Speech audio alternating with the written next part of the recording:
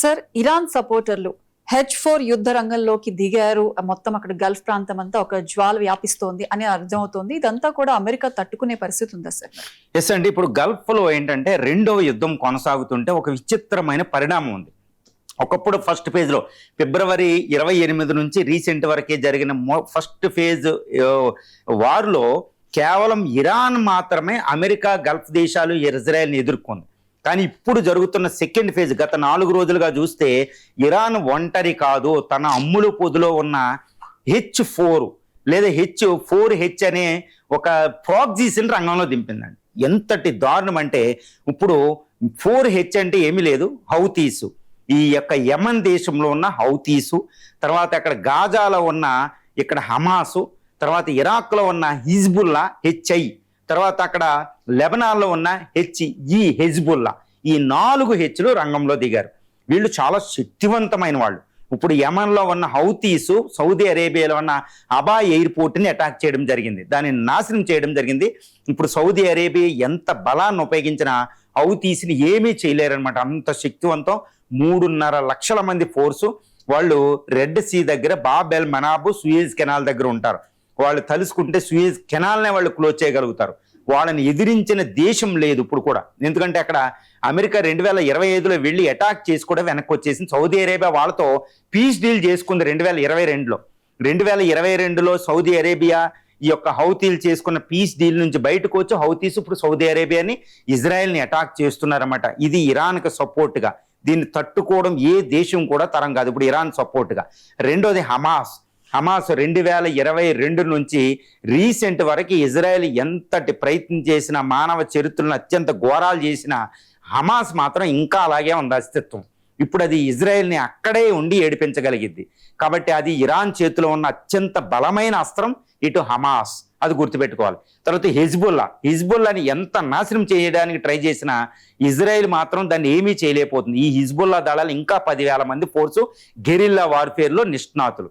తర్వాత ఇప్పుడు ఇరాక్లో ఉన్న హిజ్బుల్లా కితాబ్ అనే ఫోర్స్ అనేది ఈ షైట్ ఫోర్స్ అనమాట. వీళ్ళు ఇటు జోర్డాన్, అమెరికా ఎయిర్ బేస్లు అన్నిటినీ అటాక్ చేయగలుగుతారు వాళ్ళు.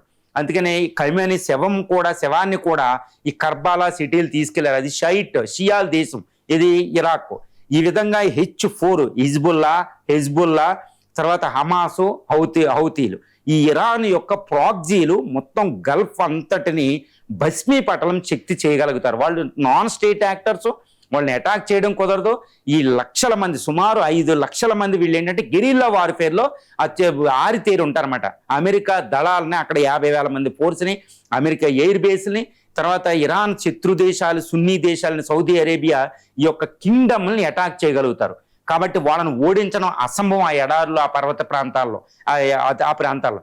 కాబట్టి ఇంకా గల్ఫ్ ఇరాన్ ఓడించడం అసంభవం. అది ఇరాన్ యొక్క వ్యూహం 47 సంవత్సరాలుగా చేసింది. కాబట్టి H4ని ఓడించడం అనేది చాలా సాధ్యం కాదు. వాళ్ళతో ఒప్పందం, నాన్ స్టేట్ యాక్టర్స్, వాళ్ళు ఇస్లామిక్ టెర్రరిస్టులు అని చెప్పబడే వాళ్ళు అనమాట.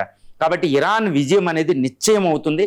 ఎంతసేపు ఇప్పుడు అక్కడ మరి ఇలాగే జరిగితే ఎంతకాలం యుద్ధం అంటే, ఆ ప్రాంతంలో యుద్ధ విరమణ ఆగాలి, శాంతి ఒప్పందం కుదరాలి అంటే ఒక్కటే మార్గం గల్ఫ్ దేశాలకి. అదేంటంటే ఆ ప్రాంతం, అమెరికా ఆ ప్రాంతం నుంచి ఖాళీ చేయడం. అమెరికా కూడా ఆ ప్రాంతంలో ఎక్కువ కాలం ఉండలేదు. ఎందుకంటే ఎక్కువ ప్రాణ నష్టం జరిగి, ఎక్కువ ఆయుధ నిల్వలు పోయి, కాస్ట్లీ వార్ అవుతే అమెరికన్స్ కూడా ఆ ఏరియా నుంచి బయటికి రమ్మంటారు. అదే ట్రంప్కి వ్యతిరేకంగా.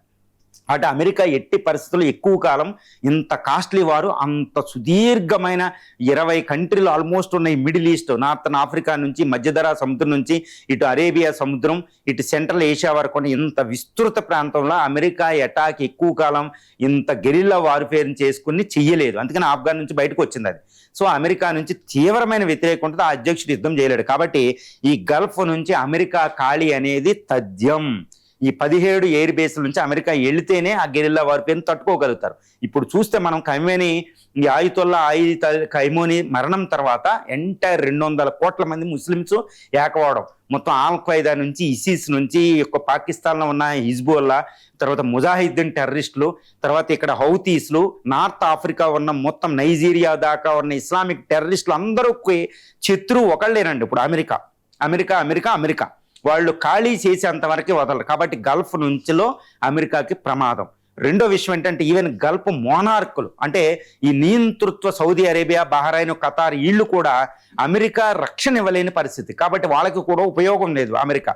కాబట్టి ప్రజలు కోరుకుంటున్నారు, అందరూ వెళ్తారు, వాళ్ళు వెళ్తేనే కానీ యుద్ధం ఆగదు. కాబట్టి గల్ఫ్ ఈ యుద్ధ ఫలితం ఏంటంటే ఈ యుద్ధంలో ఎవరు గెలుస్తారు ఎవరు ఓడుతారని కాదు, ఆ యుద్ధ ఫలితం ఒకటి అమెరికా గల్ఫ్ నుంచి ఖాళీ చేయడం, ఇండియా చైనాలు ఆ ప్రాంతాలకి వెళ్ళడం. ఇది జరిగే అత్యుత్తమమైన ఈ యుద్ధ ఫలితంగా అయితే నేను చెప్పగలుగుతాను.